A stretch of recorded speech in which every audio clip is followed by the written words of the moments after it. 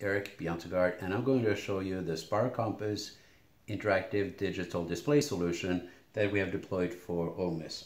We're going to show you a couple of components here. This is a digital screen, digital sign. It could be any monitor, it could be any digital sign, it could be any TV, and in this instance it's a standard Samsung TV. We have a couple of things here. This is an active leaderboard. This shows who is now in the system. So this is connected with our Spark Compass powered Rebel Rewards backend platform.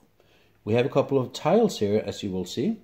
We have one that is a feed, which has a more like a Facebook feed.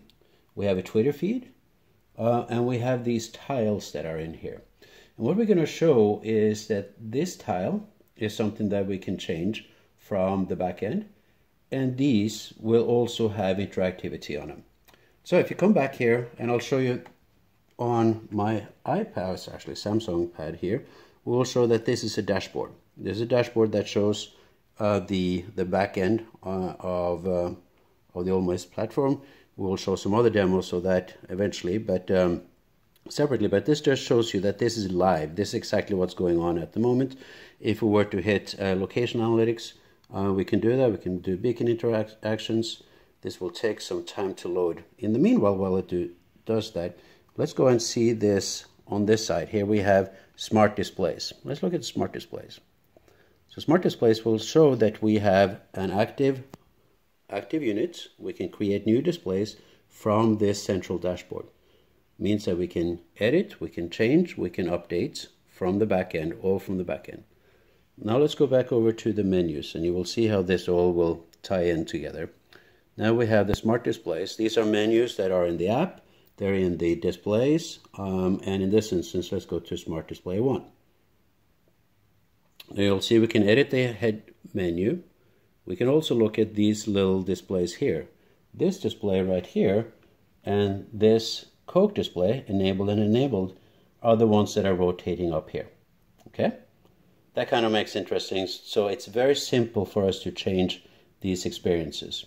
If we go back to a menu again and we look at the next phase and we look at display 2, we can see that we have the ability to change other elements of the sections of the display. In this instance, it is this tile that is changed. The idea here is that this whole display is a communication tool. Now you'll see that we have some other devices here as well. And I'm going to launch this app on my phone, and you will see that I'm acting to be courtly now. This is my app. I am now a Rebel fan that is coming towards the app. And now as I approach towards the TV screen, let's now assume that I'm walking towards the screen and I'm turning on the beacon. I'm coming in range of the beacon.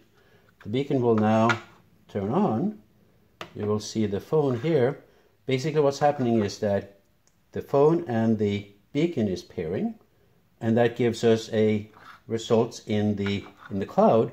And now this display is now showing on my digital screen. You see that? This happened. There's no communication between the phone and the TV or the display. It is happening in the cloud.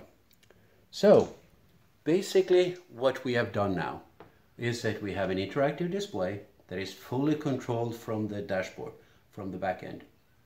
This display can be anywhere in the world. It can be any type of display that is connected with the Wi-Fi and through the platform.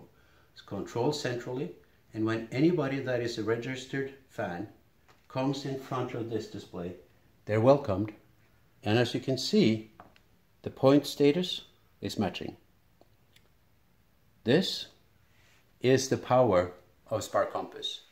Fully interactive, fully integrated, the future of Internet of Things, all connected, making smart things intelligent, the Spark Compass way. Thank you.